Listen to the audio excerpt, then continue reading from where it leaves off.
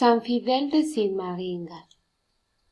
Nació en Sigmaringa, Alemania, en 1577.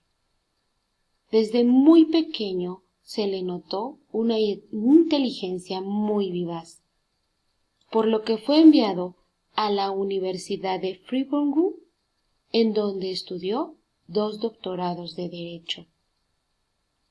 Fue también un profesor muy estimado de Filosofía y Letras en Suecia. Allí siempre dio buen ejemplo a sus alumnos con sus palabras y sus actos. Además, renunciaba a comprarse ropas nuevas y otras cosas con tal de ahorrar para ayudarle a los pobres. Como abogado se dedicó a defender a los más necesitados que no tenían con qué pagar a su abogado. La gente lo llamó el abogado de los pobres. Sus compañeros se admiraban de que este sabio doctor nunca utilizara palabras altisonantes en los pleitos que sostenía. Un día, el abogado, contrario a un pleito, le ofreció en secreto una gran cantidad de dinero, con tal de que le diera la victoria al rico que había cometido la injusticia. Fidel se quedó aterrado al constatar lo fácil que para un abogado es prestarse a la injusticia y vender al inocente con unas pocas monedas, tal como lo hizo Judas. Así que decidió dejar la abogacía y entrar como religioso capuchino cuando tenía 35 años. Habiendo sido tan rico y tan lleno de comodidades, se fue a vivir como el más humilde y pobre fraile capuchino. A Dios le pedía de forma constante que lo librara de la tibieza, que es ese vicio que nos hace vivir sin fervor, ni fríos ni calientes, descuidando los deberes religiosos y flojos para hacer obras buenas. Le suplicaba a Dios que no lo dejara perderse en cosas inútiles y que el tiempo lo empleara siempre al máximo en propagar el reino de Dios. En Fribourg consiguió la conversión de muchos protestantes. La gente siempre se quedaba admirada cuando lo veía predicar. Su austeridad y su dominio de sí eran impresionantes. Su fervor en la oración y la Santa Misa conmovía a todos, así como su ayuda al pobre cuando llegó el cólera a ese lugar. La gente notaba que su predicación era fruto de largos tiempos de oración que empleaba para acompañar ese momento antes y después de su predicación. Era tal el atractivo de sus sermones que incluso los herejes iban a escucharlo. Pero este atractivo, sin duda, fue el que llenó de envidia a sus opositores. Hay algo de defecto que tienen los santos. Es lo que nosotros llamamos la prudencia simplemente humana, que es andar haciendo cálculos para no desgastarse por el reino. Sin embargo, San Fidel estaba tan enamorado de Cristo y de su religión que se entregaba totalmente a la misión que Dios le había encomendado.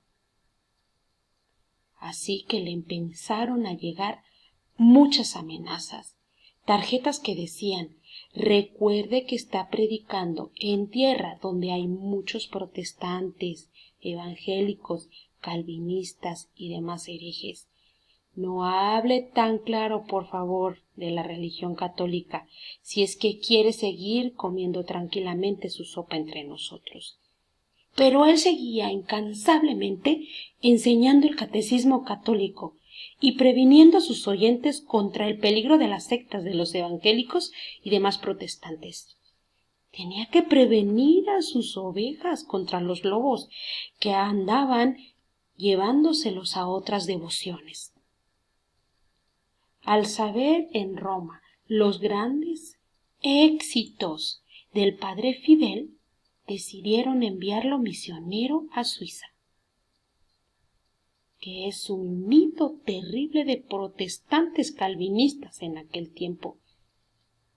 Él presintió su muerte, y unos pocos días antes de ser martirizado, al escribir una carta a su lejano superior, le decía, al final de ella, su amigo Fidel, que muy pronto será pasto de gusanos.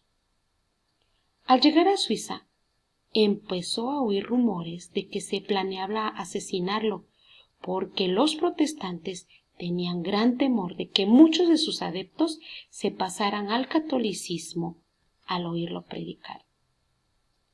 Al escuchar estas noticias, se preparó para su muerte. Estando varias noches en oración delante del Santísimo Sacramento y dedicando varios días a orar, arrodillándose frente al crucifijo.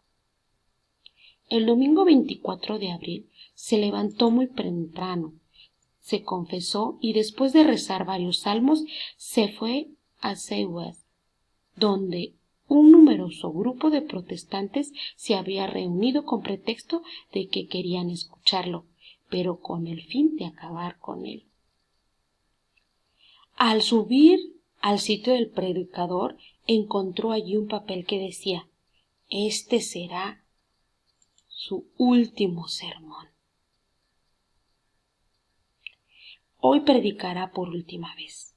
Se armó de valor y habló de la cita de San Pablo: una sola fe, un solo Señor y un solo bautismo. Y explicó brillantemente cómo la verdadera fe es la que enseñan los católicos y el único Señor es Jesucristo, y que no hay varios bautismos como enseñan los protestantes que mandan rebautizar a la gente. Aquellos herejes temblaron de furia en su interior y uno de los oyentes le disparó con un tiro, pero equivocó la puntería. Fidel bajó de su sitio, se arrodilló delante de la imagen de María Santísima y, quedando en éxtasis, después de un breve momento salió por la sacristía. Los herejes le siguieron y empezaron a gritarle: «Renuncia a lo que dijo en el sermón o lo mataremos». Él les respondió valientemente: «He venido para predicar la verdadera fe y no para aceptar falsas creencias. Jamás renunciaré a la fe de mis antepasados católicos». Aquel grupo de herejes, dirigidos por un pastor protestante, le gritaban: «O aceptas nuestras ideas o te matamos». Él les contestó: «Ustedes verán lo que hacen. Yo me pongo en manos de Dios y bajo la protección de María Santísima. Pero piensen bien en lo que van a hacer, no sea que después tengan que arrepentirse muy amargamente». Entonces lo atacaron con palos y machetes y lo derribaron por el suelo. Entre un charco de sangre, poco antes de morir, alcanzó a decir: «Padre, perdónalos».